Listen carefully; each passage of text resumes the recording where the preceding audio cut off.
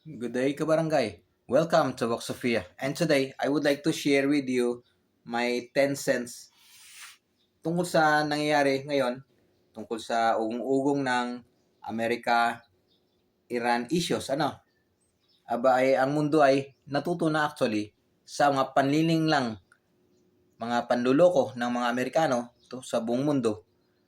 Hindi lang isa, dalawa, tatlong beses na, pang-apat na itong panluloko ng Amerikano tungkol sa Iran. Nakakampi-kampi ka doon.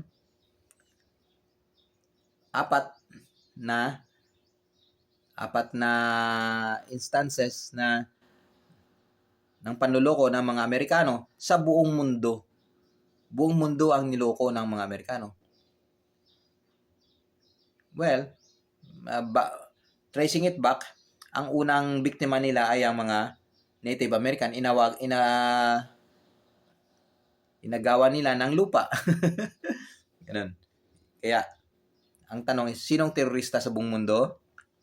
Sino? Isip-isip kapatid. Tatlong instances na isa-cite ko. Una ay ang Y2K scam.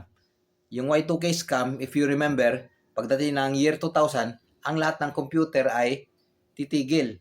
Titigil ang banking, titigil ang power, lahat ng may lumang computer na sinasabi nila hindi pa Y2K compliant, titigil na. Kaya magkakaroon ng imminent crash, economic crash. Kaya nagbilihan na ang buong mundo ng mga makabagong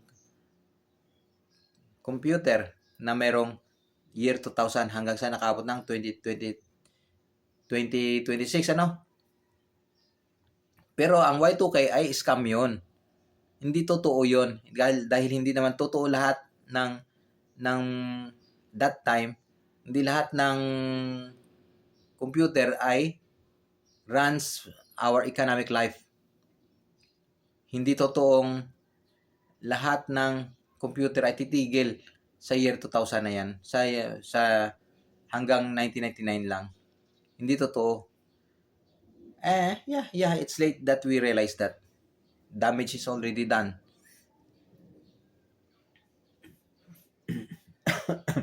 Pangalawang panluloko ng mga Amerikano, yung tungkol sa weapons of mass destruction ni Hussein daw. Kaya nilusob, pinatalsik si Hussein sa Iraq.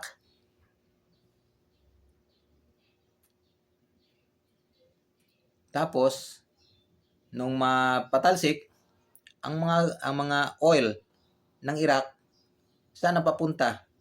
Sa mga Amerikano. Ay yung mga kaibigan niya, yung mga tumulong sa kanya, anong nakuha? Nga. Pangatlong panloloko ng mga Amerikano ay ang mukhang guilty kasi si Muammar Gaddafi. Hindi nila kusunod ang mukha ni Muammar Gaddafi. Pinagbintangan nila na terorista. Terorista. Naniniwala naman yung mga kakaang-kaang. Naniwala naman sa kanila. Nilusob, pinatalsik. In the end, yung gold ng Libya ay saan napunta? Sa Amerika. Ay yung mga tumulong sa kanya, anong nakuha? Nga. Ganon. And late they realized na ang tunay na terorista hindi si Muammar Gaddafi, hindi yung Libya kundi yung Amerika. Ang mga Amerikano ang terorista. Paano naging terorista yung Amerikano? Dahil nung pinatalsik si Hussein at si Gaddafi, ang malaking chunk ng lupa na yan ay tinirhan ng ISIS. Nagkaroon ng state ng ISIS. Ito yung mga teroristang inalagaan ng mga Amerikano. At sino nakikinabang sa ISIS? Yung mga Amerikano dahil kumukuha ng mga armas, supply ng armas at bala ang mga ISIS sa Amerikano. Ang nakikinabang ay Amerikano. In the end, ang terorista, para lang sa kanilang pakinabang, ay ang mga Amerikano. Ganun. Yun ang karma na hinaharap ng mga Amerikano. Na nakikinabang sila sa gold, sa oil, na kinuha nila sa masamang paraan. Sino ang nakikinabang ngayon? Yung mga Amerikano. At sino ang harap ng karma? Ayan, si Trump ang kanilang karma. umaastang magnanakaw na terorista. O yun, karma ng Amerikano na magkaroon sila ng Trump, presidenteng tanga. Ganun lang po.